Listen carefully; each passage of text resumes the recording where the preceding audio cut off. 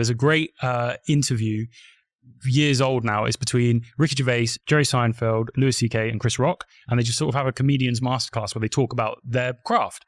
And I try and watch it like a couple of times a year probably. It's like 45 minutes long. It's just a great conversation between comedians. It was always good when comedians talk because they're funny.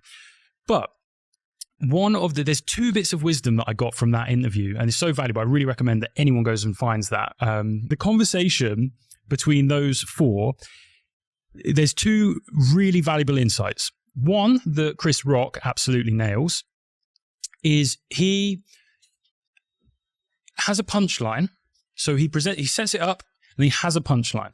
Okay, I'm not going to try and copy anything because I'm not a comedian, but he has a punchline. What a lot of comedians do is they then move on to the next bit of the joke or the next bit of the skit, whatever. He then hits it again from this angle. Then he takes a step back and he moves over here and he hits it again and he hits it again. And this is what your messaging is. This is what your marketing is. It's the same punchline from every different angle. And when you can hit every different angle, every different experience, you then welcome more people in because they can resonate with, oh, well, that thing happened to me, or whatever it is, you're attacking it from all of these angles. Now that's the bit of wisdom from him. The bit of wisdom from Louis C.K. is when you hit the punchline and people are laughing, and I think this is Jerry, he says that like Jerry, he learned this from Jerry Seinfeld, you stay in the bit as long as you can.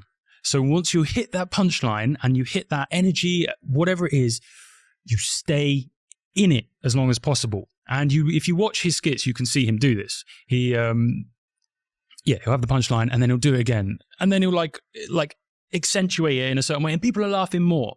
So going back to kind of what we said with the kind of the marketing and the stories, stay in the bit, hit it from as many angles as possible and stay in the bit. Don't be like, there's probably a little valuable nugget of wisdom that you're sharing that actually is going to change someone's life. But because you now know it, you might assume like, oh, well, maybe everyone already knew that. Stay in the bit and just make the whole thing about that bit and then hit it again and hit it again. And then eventually the person who maybe didn't get it, they're like, oh, you hit them again. By the third time, they're like, oh, okay, I get it. That's the thing that resonated with me. So really what is the message I'm trying to get across with these stories? Hit it, hit it, hit it, stay in it, stay in it, stay in it. Fuck, man, that's so fucking interesting. I'm trying to use an example even for myself to make this relevant. So a big thing that we do is like, we showed a transformation. So where we are now, where we were 3 years ago. And like, I literally was like a nobody, still am a nobody to much degree. But it's like how anyone can do it. Yeah. Basically like how we started with a very low budget and so on and so forth, right?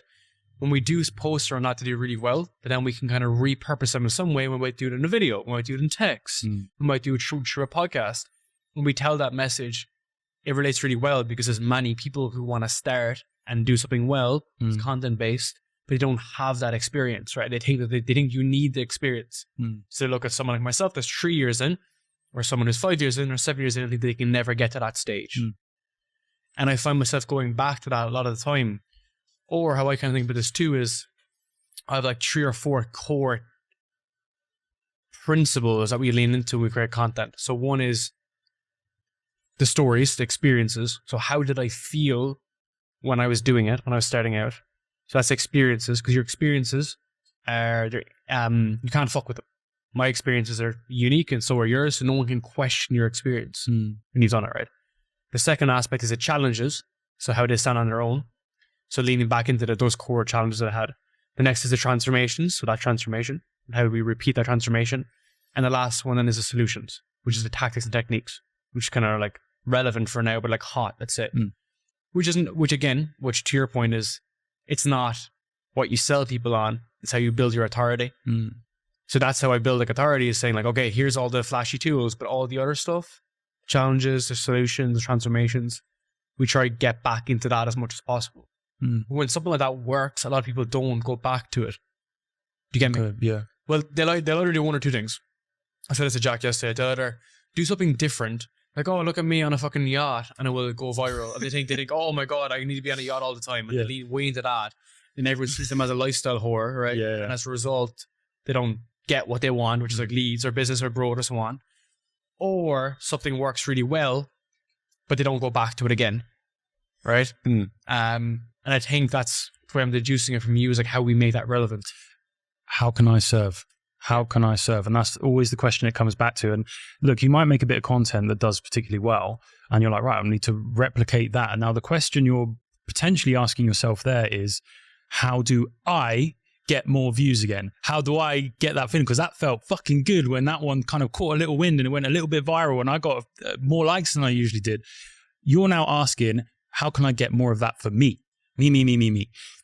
Now, the question to ask on that bit of content is, right, who did I help?